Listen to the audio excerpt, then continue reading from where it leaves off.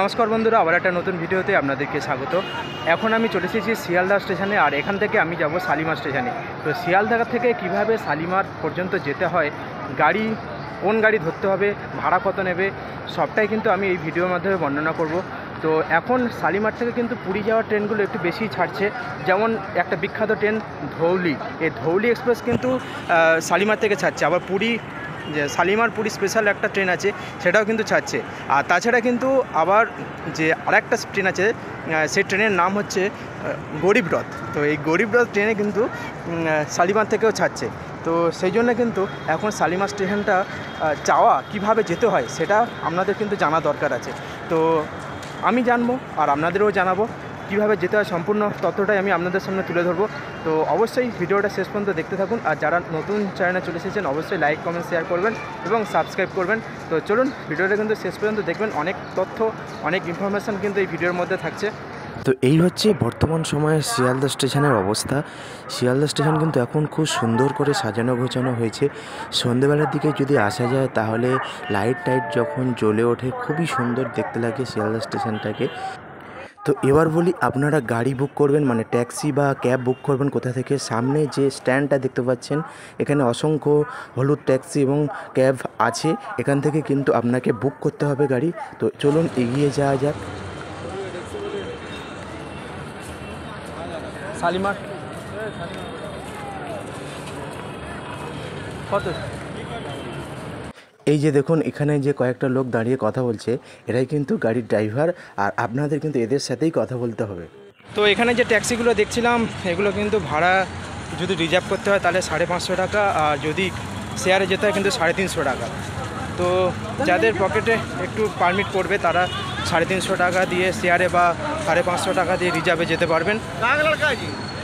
আপনারা বিচার করে দেখুন যে এখান থেকে ট্যাক্সি ধরবেন না বাসে যাবেন।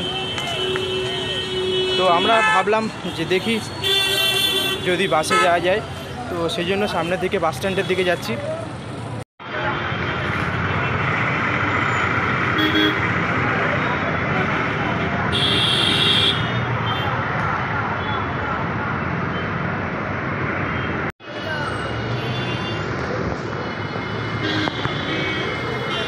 তো আমরা উঠে পড়েছি হাওড়া যাওয়ার বাসে। আমরা প্রথমে হাওড়া যাব। হাওড়ায় নেমে হাওড়া স্টেশনের সামনে থেকে আমরা শালিমার যাওয়ার গাড়ি ধরব। কারণ আমরা অনেকক্ষণই দাঁড়িয়েছিলাম, ডাইরেক্ট বাস পাচ্ছিলাম না। ডাইরেক্ট বাস কিন্তু পাওয়া যায়, হ্যাঁ, এটা কিন্তু আপনাদের বলছি আমি যে একটু অপেক্ষা করুন। শিয়ালদা বাস স্ট্যান্ডে ডাইরেক্ট বাস আপনারা পেয়ে যাবেন। আমাদের একটু তাড়া ছিল বলে আমরা কিন্তু হাওড়া যাওয়ার বাসে উঠে পড়েছিলাম। এসেছি হাওড়া স্টেশনে, আর শিয়ালদা থেকে বাসে হাওড়াতে আসতে 15 টাকা নিল। তবে লাগেজের জন্য কিন্তু 15 টাকা নিয়েছে ফের। আর এখান থেকে ফের আরেকটা বাস ধরতে হবে, ধরে চলে যেতে হবে শালিমারে। বাস বা অটো যাই হোক মোটামুটি ধরতে হবে। তো এখন মোটামুটি আছি হাওড়া স্টেশনে। তো দেখি কোন দিক থেকে, ওই সামনের দিক থেকে যত সম্ভব গাড়ি পাওয়া যাবে বলছিল অনেকে। তো অবশ্যই আপনারা সঙ্গে জুড়ে থাকুন। ওখান থেকে যে জিনিসটা হচ্ছিলো যে ওখানে দাম অনেকটা বেশি নিচ্ছিলো যেসব ট্যাক্সিগুলো আছে, তো সেই জন্য আমরা বাসে করে চলে এলাম। ভাড়া অনেকটা বেশি নিচ্ছিলো, ভাড়া মোটামুটি 250 থেকে 350 টাকা, 500 টাকা এত এরকম মোটামুটি চাইছিলো। তো সেই জন্য আমরা ঠিক করেছিলাম যে বাসে করে আসবো। তো সেই জন্য বাসে করে চলে এসেছি। তো এখানে ভাড়াটা একটু কম পড়লো। আর এবার এখান থেকে আমরা গাড়ি ধরবো ফের শালিমারের উদ্দেশ্যে। তো চলুন কোথায় দেখি। সামনের দিকেই শুনছিলাম এই যে হাওড়া স্টেশন, এই সামনের দিকে গেলেই স্ট্যান্ড আছে বাস বা অটো। তো চলুন যাওয়া যাক।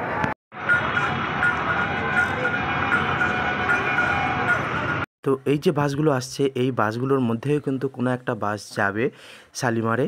তো সেই জন্য আমরা দাঁড়িয়ে আছি। তো আমাদের বেশিক্ষণ দাঁড়াতে হয়নি, মিনিট 5-এর মধ্যেই আমরা বাস পেয়ে গেছিলাম, কিন্তু প্রচণ্ড ভিড় বাসে। তো একটু আগেই বাস থেকে নামলাম, আর সামনেই স্টেশন, হেঁটে 10-15 মিনিট লাগবে, 10 মিনিটের মতো লাগবে স্টেশনে পৌঁছে যাবো। আর যেটা বলছিলাম যে হাওড়া থেকে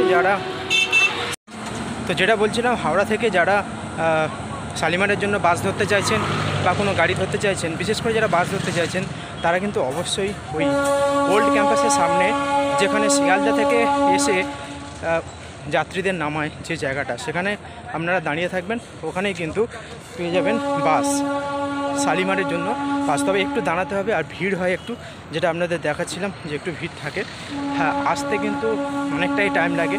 শালিমারে আসতে মানে হাওড়া থেকে আধ ঘন্টা।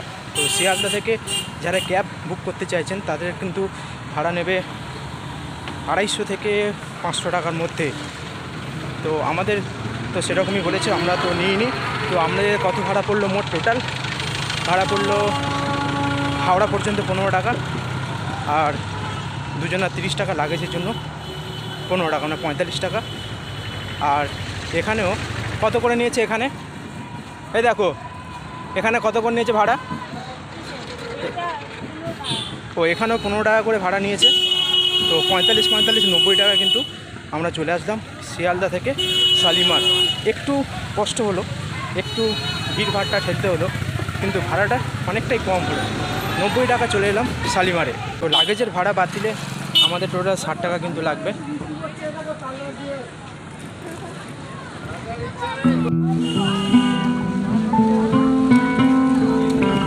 চলো সবাই আছে, চলো।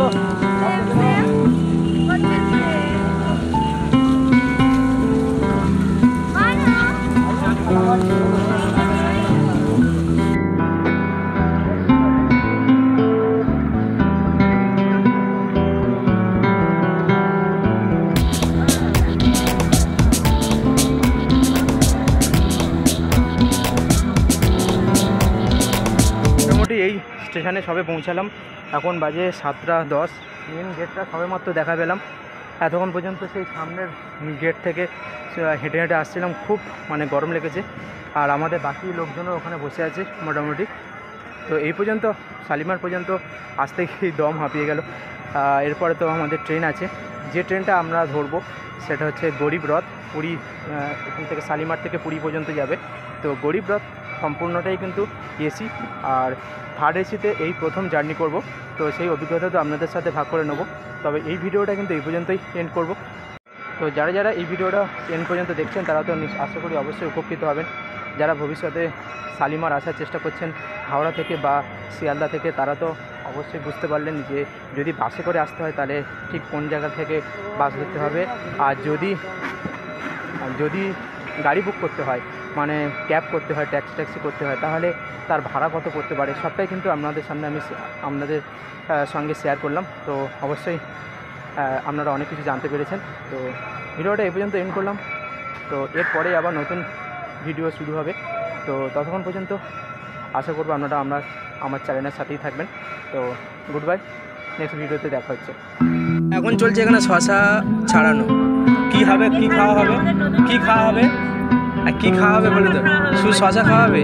আর ছাড়াচ্ছে কিন্তু আমাদের পিজুস, নতুন জামাই, ঠিক আছে, আমাদের রিম্পার বর। আর আমরা এখন বসে আছি শালিমার স্টেশনের বাইরে।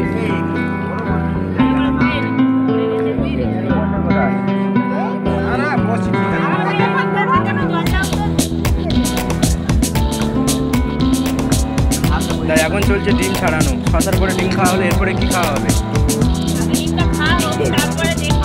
ডিমটা কী খাবে বলো? মেয়েসে ওইদিকে ডিম ছাড়াচ্ছে, ঠিক আছে। সবাই মোটামুটি ডিম ছাড়াতে ব্যস্ত, আমিও ডিম নিয়ে রেখেছি, মাছিও, ঠিক আছে।